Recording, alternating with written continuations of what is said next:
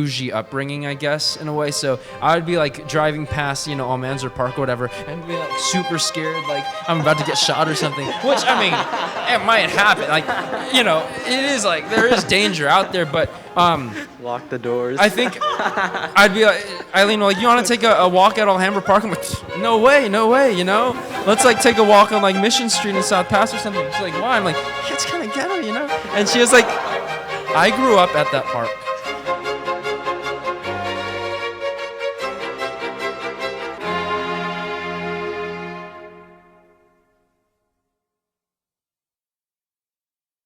So I want to welcome you to tonight, and tonight, as you can see, is a special day because what we're doing is we're going to do a couple things. We're going to celebrate for the first time in PD our second marriage of the year. We're going to celebrate Daniel and Aileen's marriage. This is their first time back at TD, so would you once again just give it up for them? Congratulations. I was there, and it was a magical and a special time. It brought me to tears, and just so much meaning involved there. So I wanted to make tonight special. So I just wanted to remind myself of who it is that is giving me this opportunity here. So here's the way the night is going to work. We're going to get to know Dan and Aileen a little bit, and we're going to use their marriage as an entryway for the rest of us to be able to now walk through as we consider institutions that the Lord has ordained, the sacredness of them. What do we even mean when we're entering them? Because, we've become more and more like, what do I feel and what do I desire, what do I want? And we end up becoming the determiner of things. But when we do, things fall very short because every one of us is very limited. And so it's really important for us to understand that there are certain things that God has ordained. And if we kind of walk into them the way He's set it out for us, success and prosperity and strength and courage, not bad, it's not a vaccine from bad times, but it is an assurance that you can not avoid suffering or avoid difficult times, but that you can walk through them and you will get through them because you'll have the one with you who got through everything here, and He'll ensure that you do. So we've got to, honor the institutions that God has given us for that. And so tonight is entitled "Inside the Vows: A Deeper Look into the Words I Do." I think several of you, many of you, are going to one day utter those words "I do." But what will they mean, and what will it really entail? Because life changes, love changes. People change, personalities change, circumstances change, ideas change. What's going to guarantee that we're going to be able to not only get through, but come through better, come through together, and come through the way we should? An understanding of what it is that we're doing. And so, but that being said, not every one of you knows what Dan and Aileen's relationship was like. Not every one of you knows the ups and downs of the journey, or even what their story even remotely is. So before we go ahead and enter into that, I'm going to read for you their story. I hope you enjoy it, and I hope you are able to glean and get us all at the same level of kind of where we're coming into tonight from. And then after that, we'll bring them up. We're going to do a podcast here tonight, and we're going to get into that in a deeper way. And so I hope you enjoy the evening. So here's the short version for those of you with a little bit of difficulty focusing. Daniel and Aileen were in the same preschool class at church. But it took over 2 decades for them to grow into distinct people, get to know each other as those people, and then fall in love. They dated throughout the latter half of college and beyond until Daniel proposed to Aileen on November 20th, 2021. And Aileen accepted the offer. As an engaged couple, they are now preparing to form a marriage covenant and would be so honored by your presence at the occasion. This was on their wedding website for their guests. So there you have it. Now here's the long version. Okay. So here it is. In 2016, I found myself admiring Eileen's legs one day. And that's when I knew she was no longer in my friend zone. But truth be told, Dan, we're going to have to talk afterwards. We were never really friends up to that point anyway. We both attended our church's junior high group and then the high school programs, TD. But such interactions yielded little in the way of friendship. During that time, she eschewed things like physical touch. I can vouch for that. She didn't even want to hold hands with the person adjacent to her during prayers, and she appeared to me romantically oblivious. She also owned her quirkiness before I owned mine and would wear 2 different socks on her feet, swing her long hair very dramatically when she laughed, brand herself with often used one-word expressions like sadness and okays and that sort of thing. In 2016, I was still trying to be cool, which in those days meant being the suave, evangelical, nice guy who wore "he is greater than I" shirts and played the acoustic guitar, mostly chords and minimal finger picking. Things really started picking up when Aileen began visiting a friend at Azusa Pacific University, to which I was commuting for school. Being a commuter, I was not preoccupied with an everyday friend group and had ample leisure to host Aileen at the zoo, another word for APU, when her friend was busy. Her treks up to LA each week from SDSU to serve in church and maintain ties with the community impressed me. Her laugh and her dramatic swinging hair were things I found I could get used to. Her presence on campus each Friday made me more attracted to the place than perhaps commuters typically are. You know, Chipotle tasted better with her around. Cougar Walk wasn't so lonely or obnoxious when by her side. Mantra Coffee held a charm that I could finally see when I suggested it as a place we could go for drinks and talk. And it was at this last place, over Eileen's disliked cold brew, that she opened up to me her secret history. Those stories about ourselves, our family drama, our past hurts and hopes and fears that shape us profoundly, but that we, to a person, generally encase within tidy personas, thank you, like scrolls inside clay jars. I don't remember all the details of that conversation, but I do remember telling her as she got out of my car on East Campus that I thought she was a really cool person. What a lame word, cool. And yet, what a high compliment considering what I was striving to be in those days. That fall, the fall of 2017, I confessed my love to her in a confusing way at Lacey Park in San Marino. And she did not even countenance it. Outright rejection. It couldn't happen, quote, unquote. I woke up in the middle of the night in tears. I wrote a poem in the days following that started with the line, "No reason to resent you." I called her and I asked her if no was an absolute no. And she said, to my great postmodern relief, that it was not absolute. The green light at the end of the pier was still lit. The next 2 months were a storm in the middle of the Pacific, and my heart was an inflatable raft. The variables were, 1, her readiness for a relationship beyond friendship, 2, my seriousness and level of commitment, 3, sensitivity to divine calling, and 4, a strength of emotion that I've yet to experience for such a sustained time. So after dancing in this undefined space for months, I sat Aileen down on an aluminum bench near the stage at Alhambra Park one night, and I asked her to be my girlfriend. She wore a dark gray SDSU sweater and looked splendid in that autumn cool. More splendid still was her answer, which reversed the outright rejection at Lacey Park. And that's why they like this park better than Lacey Park. No, I'm just kidding. That's not true.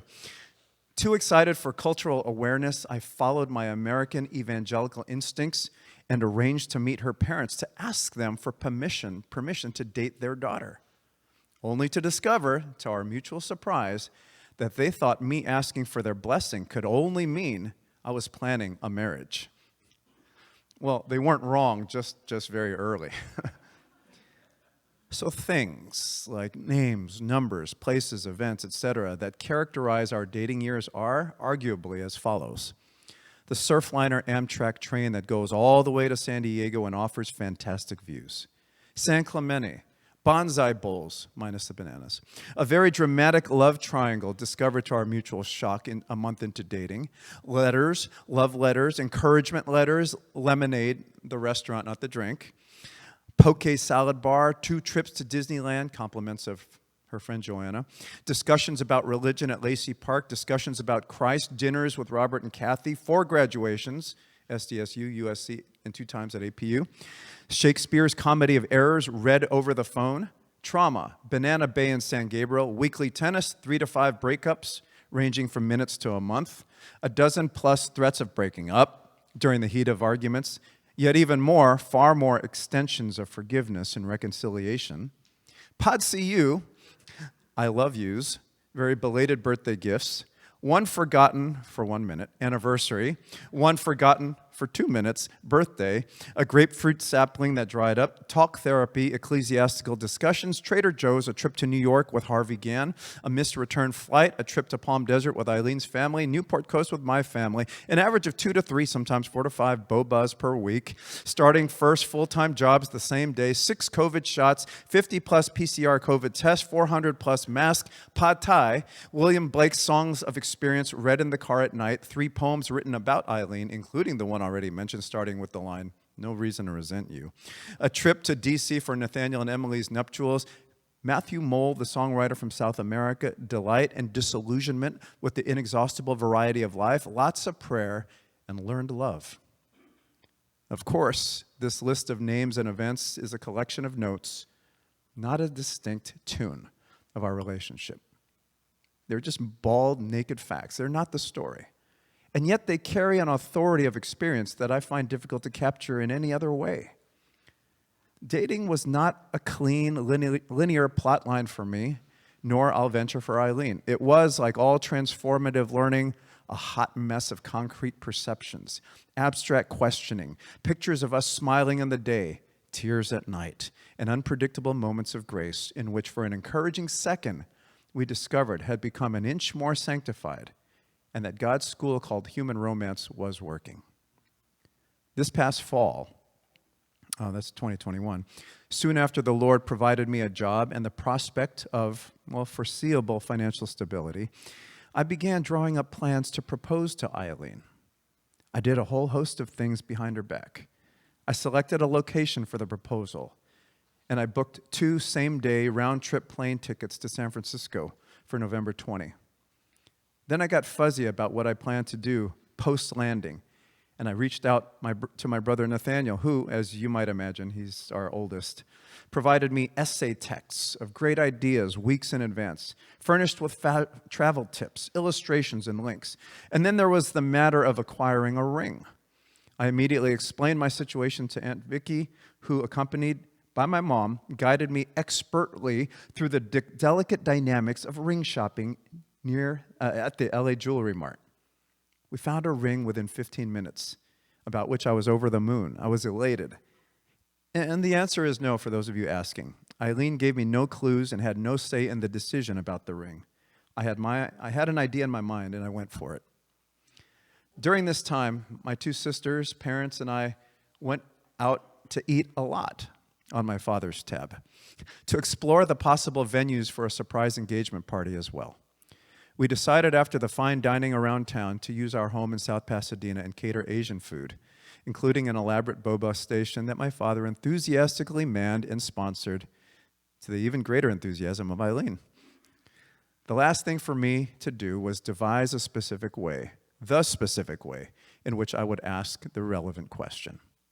I had the ring in my hand, a location in my mind. More importantly, I had love in my heart. I knew Aileen was ready for this next stage of our adventure because an adventure, that's it. If our journey together had been anything up to this point, it had been a venture, a joint venture, an adventure, an adventure like none I'd experienced or read. So I sat in my car one morning and I thought hard. All Aileen knows is that we're going on a sunrise to sunset date on November 20th. Let me use the hours of the day to remind us of our story together thus far. Now let me ask a question that will catalyze us into the next stage of it. And then by evening, celebrate with others our entrance into that new stage. And let this adventure be of our love be superimposed on a surprise adventure to San Francisco so that our senses can, with our hearts, share in that there and back again storybook feeling. So I enacted this plan by writing Aileen 12 letters, one for each hour of the day. The first several letters, the anti-meridian letters, AM, recounted our relationship up to that point. They contained pictures and artifacts, and each one ended with a question for us to talk about. Then at the top of the day at 1 p.m., in a bright green clearing at the end of Lover's Lane in the Presidio of San Francisco, I gave her a letter that contained not a memento, but a ring. And the question I asked her was of a different sort. We lived in the wake of that day for weeks. The flight back to LA that night couldn't bring us nearly as high as our hearts and dreams were. Aileen, so confident and chatty as the day began, was like me, hushed into a quiet disbelief, an overwhelming sense of new colors and promise and fresh frames for life and existence. And I know it's all just beginning, a mere preface to chapter 1, but I like prefaces and the acknowledgments pages that often come right after them. I like to know how the story came to be and the people involved, quote unquote, without whose help this book would not have been possible. The reason you're reading this now or listening to it is that you're part of our story, an irreplaceable character whose presence has very real effect. And we believe our story and our marriage covenant to which we are asking you to stand witness is a subplot to stories of greater power and love, a subplot even to God's drama of redemption. And so we want to acknowledge this wonder with you.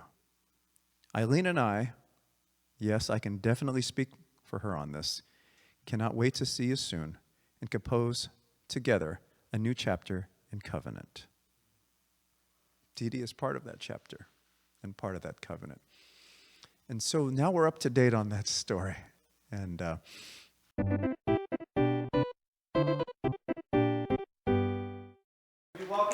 Daniel Aileen to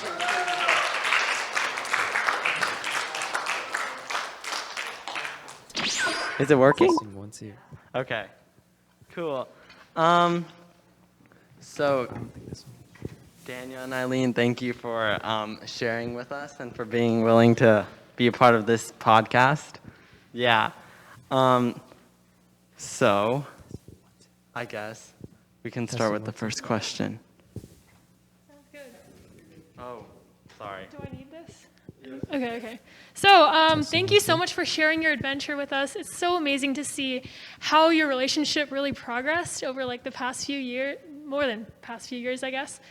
And I guess starting from the beginning, how was your first date? If you remember.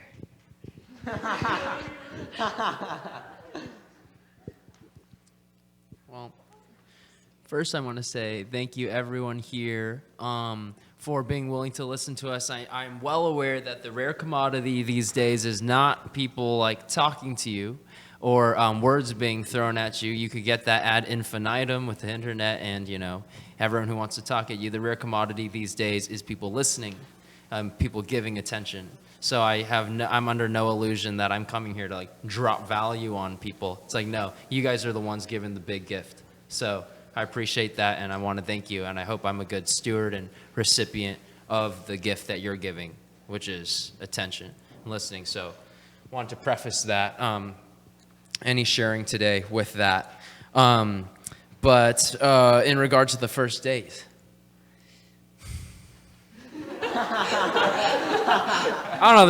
There's a hot debate between us about like whether or not we pre-dated at all, and like when was the dating? Like, was it hanging out one-on-one? Were those dates? Like, if I was interested and we were hanging out one-on-one, it looked like a date to me. You know, maybe it registered as a date in my memory, but for Aileen, who didn't tell me she even liked me until like a week into actual like being in a committed exclusive relationship, you know, it might not have looked like a date to her. So that's up for debate. First date?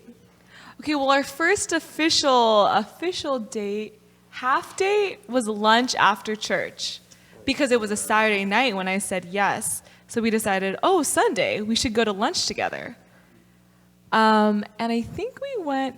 Daniel did not eat Asian food at that time, so I don't know if it was like a test or something, but we decided to go to an Asian place, Tasty Garden. Tasty Garden. Yeah, and Times Square, you know. yeah. Closed down though, right? That was a huge step on his part because he didn't eat Asian food at that time, and he doesn't eat oily foods or fried foods and like Tasty Garden.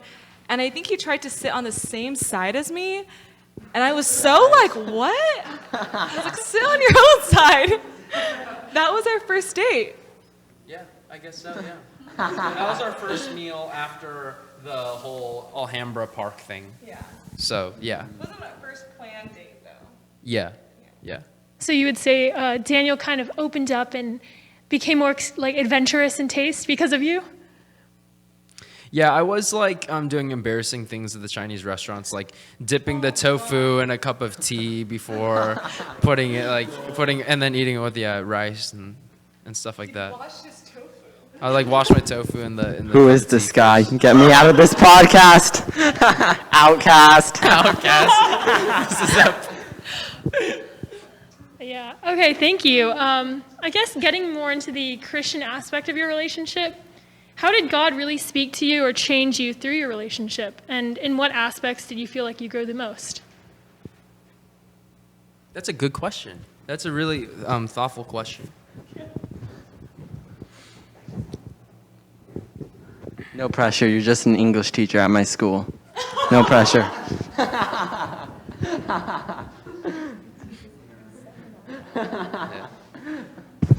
I've never had you in a class though. Huh? Yeah. That's too bad. I mean, all sorts of things. It's hard to see, it's hard to place like the lessons that I've learned or the ways I've grown. Is it in the relationship? Is it in was it just like during the time in which I was dating? You know, it's hard to like place it, but I think during those years, the 4.5 years or so that we were dating, I definitely grew in. I think I was way more prejudiced than I thought I was before starting to date. And so I think as being in close contact with someone who's different from you will inevitably reveal, you know what I mean? Like a lot of latent assumptions, prejudices, and like prejudices that were like spanned a lot of things, you know? I was like prejudging her maybe like on, I don't know, evangelical conventions that I grew up with and took for granted, you know, like just like, isn't this the Christian way of doing things? But then there was also like other things like she grew up in Alhambra, I grew up in South Pass, and I had a really like bougie upbringing, I guess, in a way. So I would be like driving past, you know, Almanzor Park or whatever, and be like super scared, like I'm about to get shot or something, which I mean, it might happen. Like, you know, it is like, there is danger out there, but Lock the doors. I think I'd be like, Aileen, like, you want to take a walk at Alhambra Park? I'm like, no way, you know? Let's like take a walk on like Mission Street in South Pass or something. She's like, why? I'm like, yeah, it's kind of ghetto, you know? And she was like, I grew up at that park. And that was kind of humbling. So there's just a lot of those kinds of like impulses and stuff like that like were left unchallenged in my environment that were brought to the surface and made explicit through dating, and then they became things I had to wrestle with, and then that invoked like my values and all that, all my priorities, my values, and like discussions about what constitutes something as, safe or dangerous, like biblical or extra biblical, cultural or part of the essence of Christianity, etc. I just have to add a story. I don't even know if I have time to answer. We're all in Mansard Park, and we're playing Frisbee. And we're playing Frisbee, and we're throwing the Frisbee, and he's catching it. And all of a sudden, I don't know what the comment was, but it made me realize he thought that the geese poop on the floor, like on the grass, because there's a lot, if you've been there, it's like everywhere. He thought each one of those things were, I don't know, weed. He thought people were smoking weed everywhere. And I had to turn to him and say, hey, that's actually poop.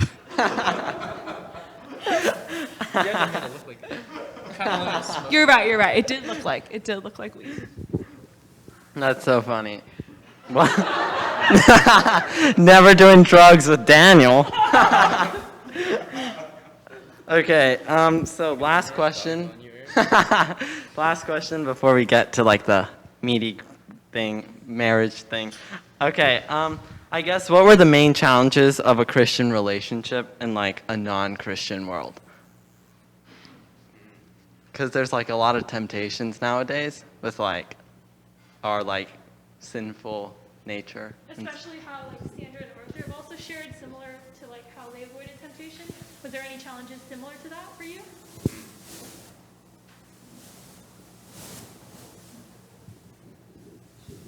Yeah, that's actually a really good question. I don't know if there's us going about dating in a Christian way. I guess that's I would contest the categories of Christian relationship or non-Christian relationships. I think I was far more in those categories early on, thanks to I think desiring God's Christian clickbait advertisements on Facebook, what should Christians do when dating? Or is it okay if when Christians date they do this? These really bold titles and stuff like that I was clicking on, and I was really trying to what are these rules and this sort of thing, and getting caught up in the details and specifics of what certain pastors claim to be if you do this, you're in a Christian relationship. If you don't do this, you're not in a Christian relationship. I think that the challenge, so the categories are something that I think can be contested to some degree. I think what I would hold on to strongly, though, is that we were Christians first and foremost, trying to honor Christ in all areas of our life. One area of our life was the romantic aspect, which was manifested in us dating. And so, of course, we tried to do that in a way that was integrated with our Christian worldview and our Christian identities.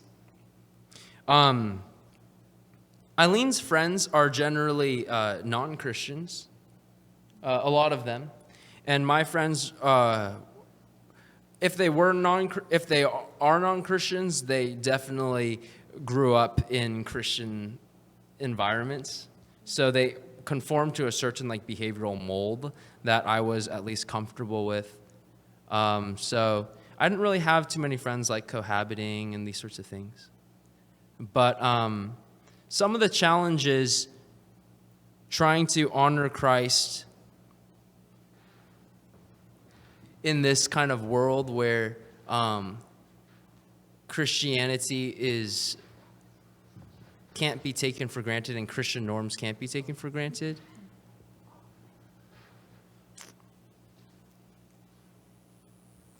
No, I can't think of anything. I just can't think of anything. Yeah, I wouldn't really wouldn't know how to answer that because I would just, yeah. Okay, it's okay. Just smooth sailing. It was just it was only challenging insofar as anything else is anything else, living in this world is challenging. Trials, suffering, and the sin within. You know what I mean? But in regard to I feel really pressured by this non-Christian force right now to do something, I mean, I didn't feel like we confronted that particularly like explicitly or strong. Yeah. Yeah, I like the way how you were talking about like this dating Christian and like dating non-Christianly is like not a separation, because like Christianity is who we are and it leads to what we do.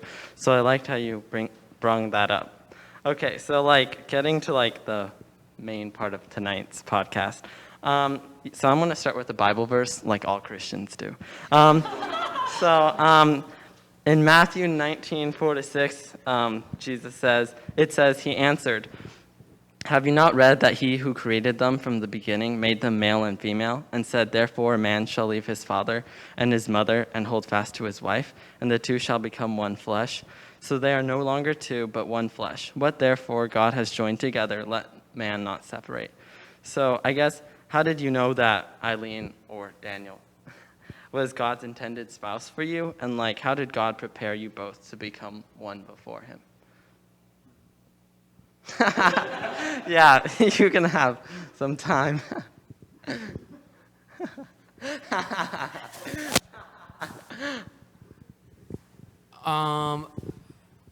For us, I think that growing up, I didn't think I was going to get together with someone like Aileen. I think that was definitely, I don't know if Aileen really like fantasized about who she was going to get together with eventually later on in life. For me, it wasn't someone like Aileen. Growing up, it was just kind of like common knowledge that I thought I was going to get together with some like, I don't know, like some like, yeah, like, I don't know, white person from the Midwest who also like grew up in a like very conservative, like, yeah, say like homeschooled environment or something like that. I don't know, and came from a big family, and their like parents were probably like leaders in their church or whatever, and like I was surrounded by people like that all my life, so maybe it was just like kind of that was the default. But I think when it really clicked for me that Aileen was going to be the one was when I tried to push away and I came back to it. Like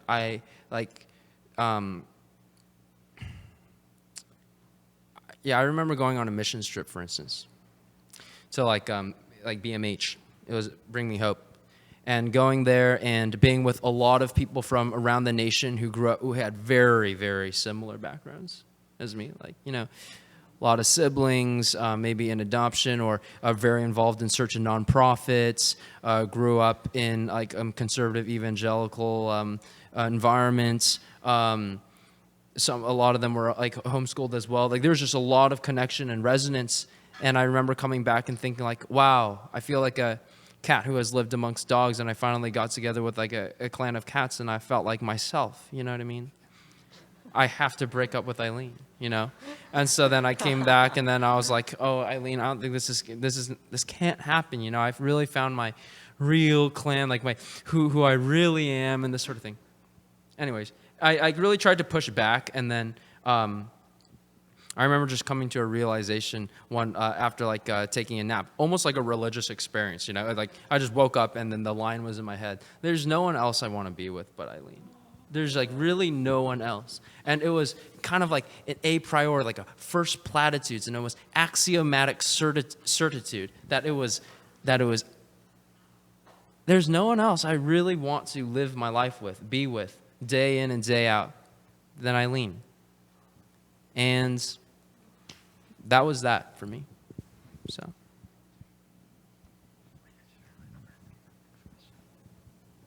Did those expectations really get moved aside because of marriage and like dating and all that? Or do you think it made it harder because you had those expectations in general?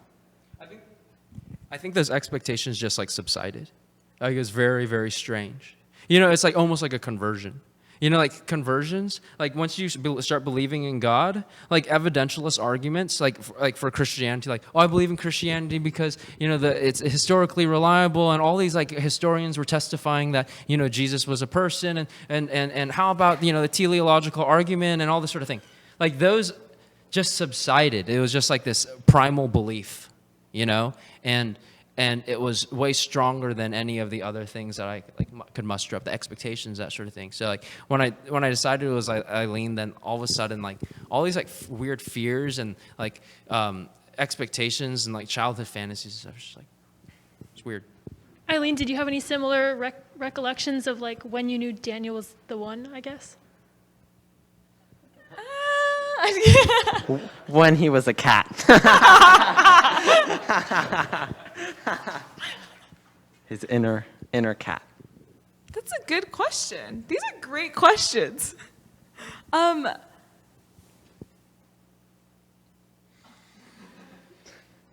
guess it just happened. I really wouldn't know what to say to that, actually.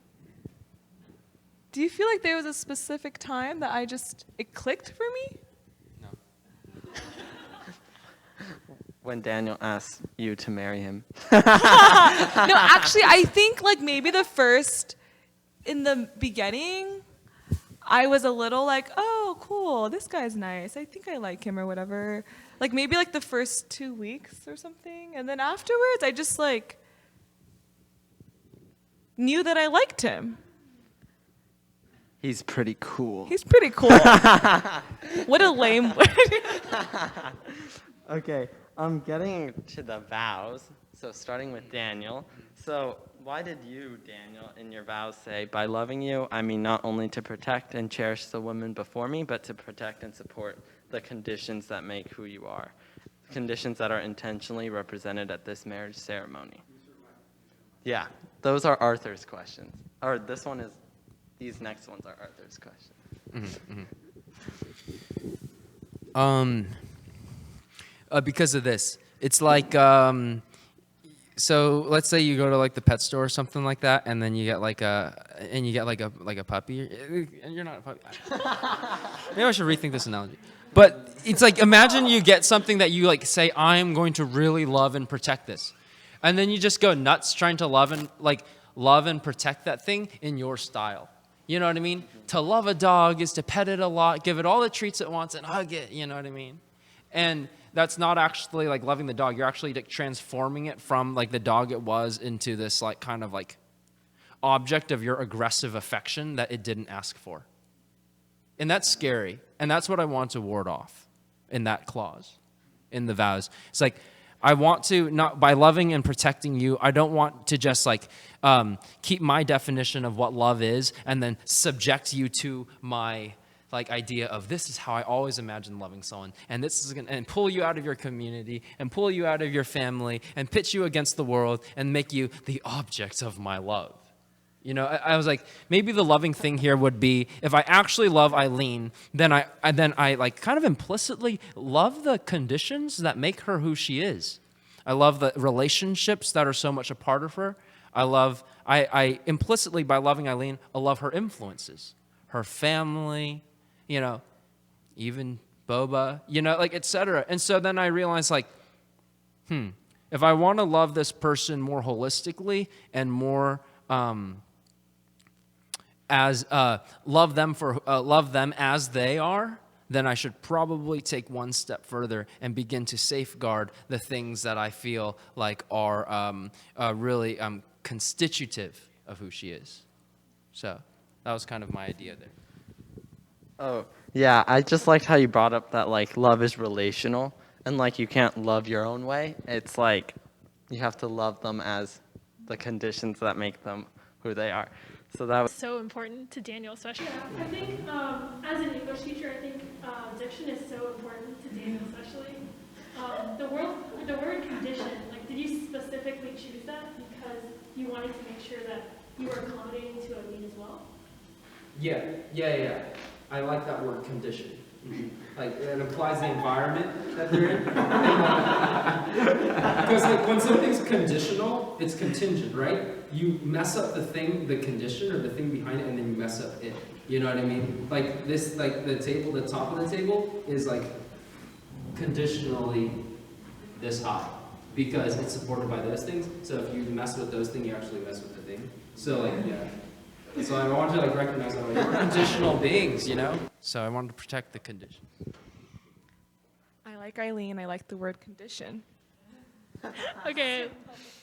Yeah, so why'd you, Eileen, go into your vows specifying physical, social, emotional, intellectual, and artistic? Being. Because I'm a social worker. No, well, probably for similar reasons. I think a lot of the things I realize are kind of individual in a way, and you kind of have to take care of each part of it for Daniel to be Daniel. And I said I would learn to grow to encourage him to be a healthier being in all those ways, because I think, like, physical, he plays a lot of tennis, and I had to learn that. I picked that up. Like, and I think social, like, he's an introvert, I'm an extrovert, I guess. Introvert, extrovert, I don't know. And I have to learn how to be, like, inclusive in that sense. Emotional, he's a lot more sensitive than I am, so I had to grow in that way. So he really taught me and challenged me in that sense. Spiritual, we, like, learn to, like support each other that way, grow in that way. And then artistic, because, man, that is a very big part of him that I don't really know how to do yet, but we'll figure it out as we'll hope that I can, like, yeah, specifically had to include that in there. That's not usually part of it. In the social work jargon? In the social work jargon. So it was kind of more like a grow as you go together, I guess, in life, or was it more like a puzzle piece? I found the one who fits for me.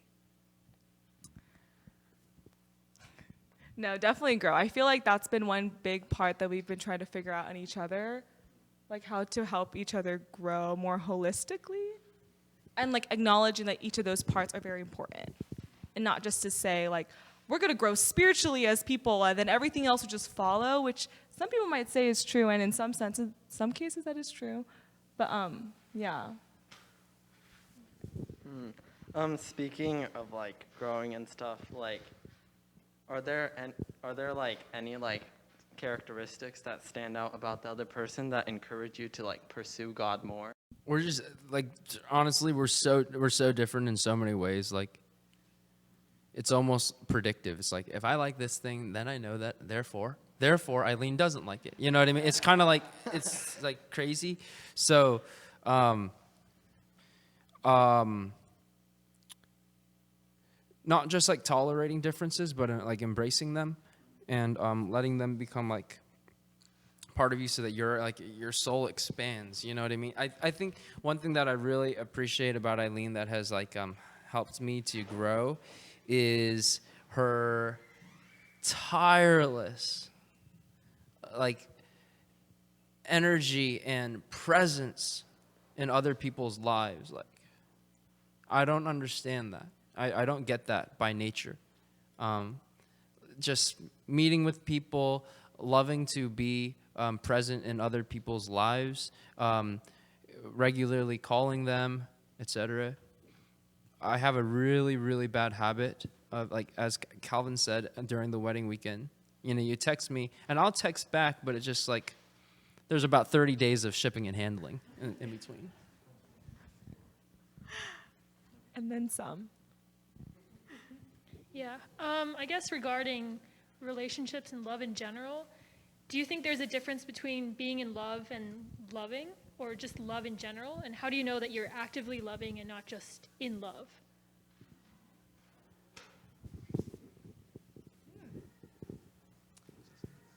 You know, this is your question for sure. In the words of C.S. Lewis, ceasing to be in love, this is actually a quote.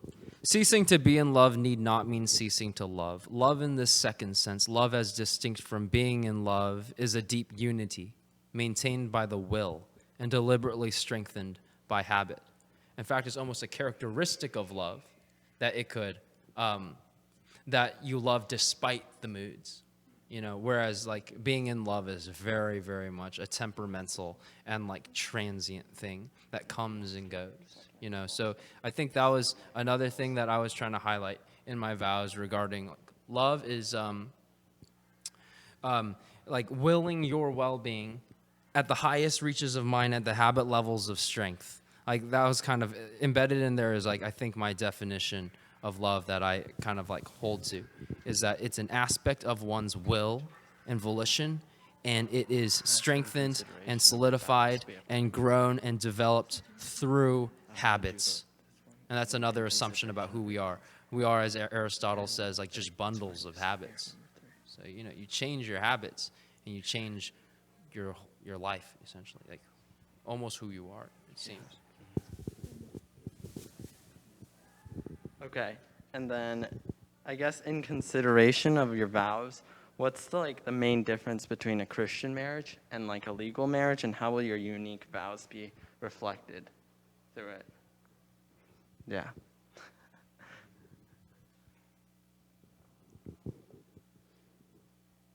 Well, I know you definitely have a lot to say on this one. No, he's actually made this distinction a couple times, like in conversation.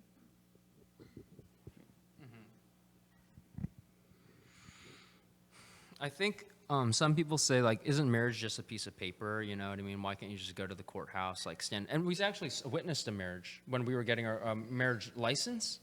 I was like, someone was like, we'll just do the, like, there's like different options you could have to like get married, and like one's like you're getting a marriage license, but it's not signed until after a religious ceremony and this sort of thing.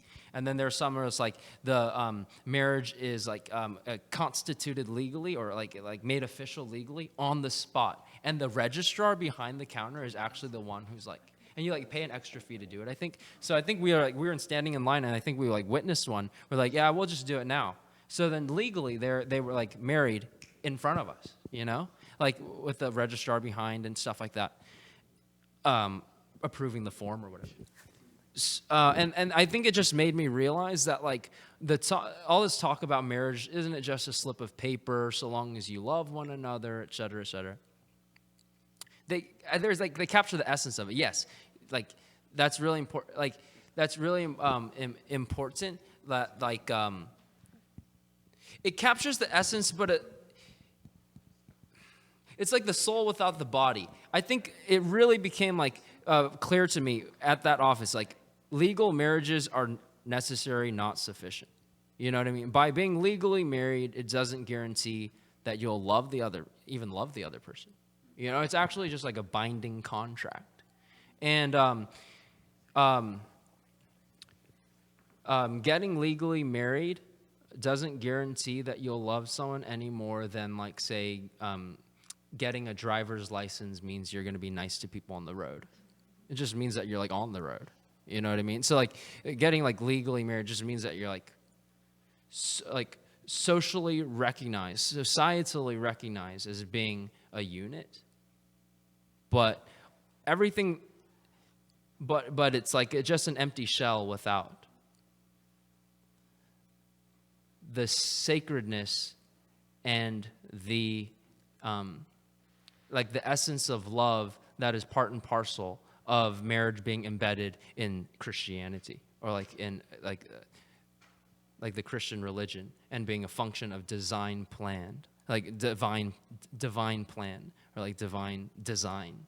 You know what I mean? So I think that became really clear to me. And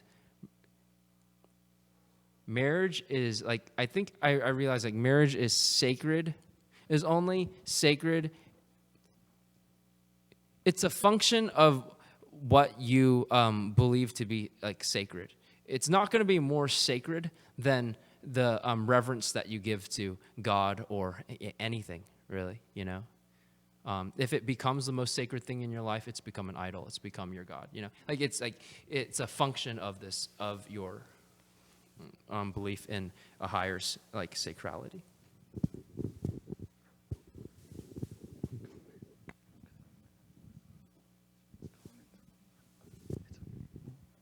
Okay.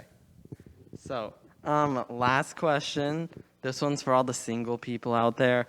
Okay, including me. So, what do you love most about being married, and what would you say to someone who is dead set on being single?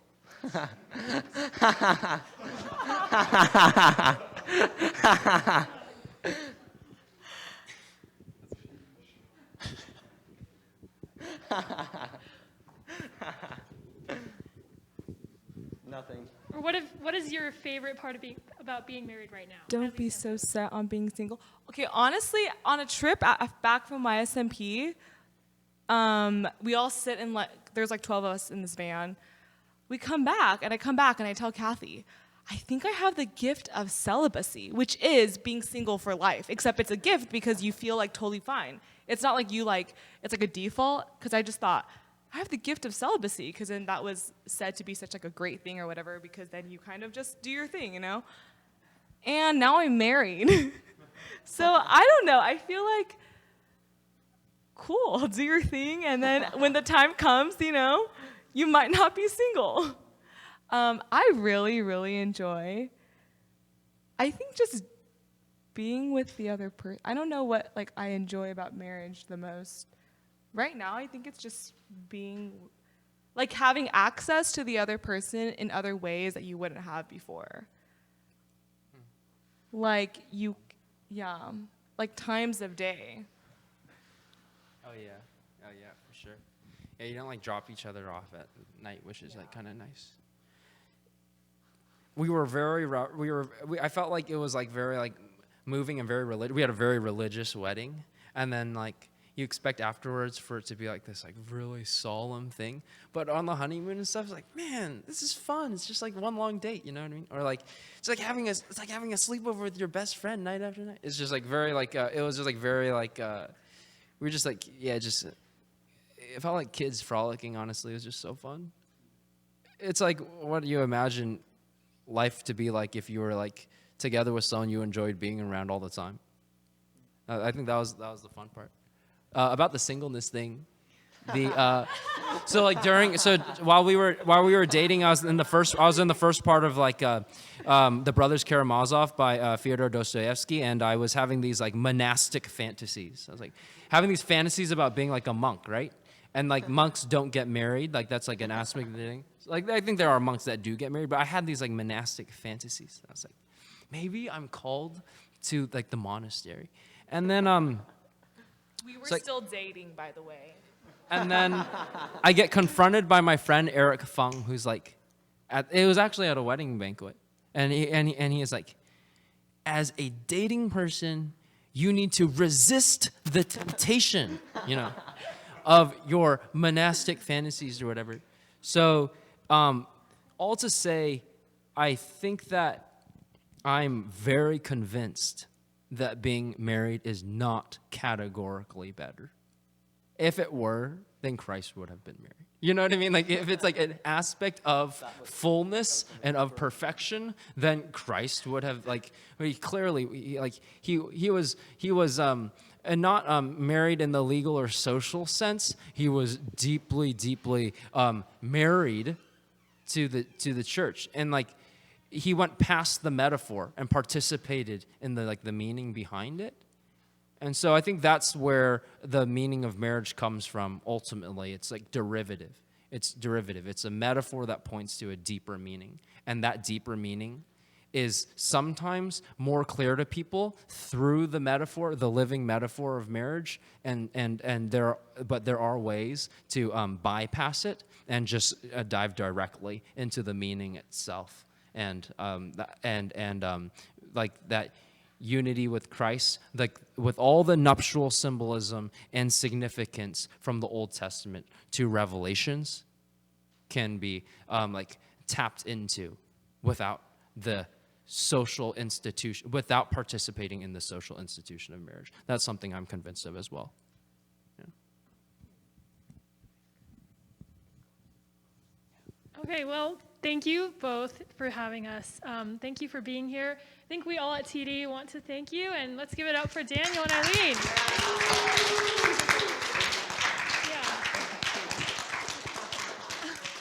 Yeah. It sounds like you did find that green light at the end of the tunnel, and great Gatsby reference. Yeah.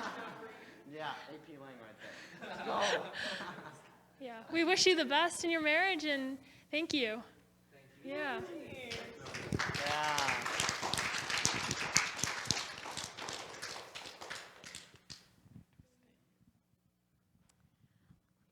I don't even know what to say because I feel like that was so cool and I was busy listening rather than taking notes about what to say now. But I guess, thank you guys so much for giving us a little glimpse into your love and your relationship. I think it's like really cool to see firsthand.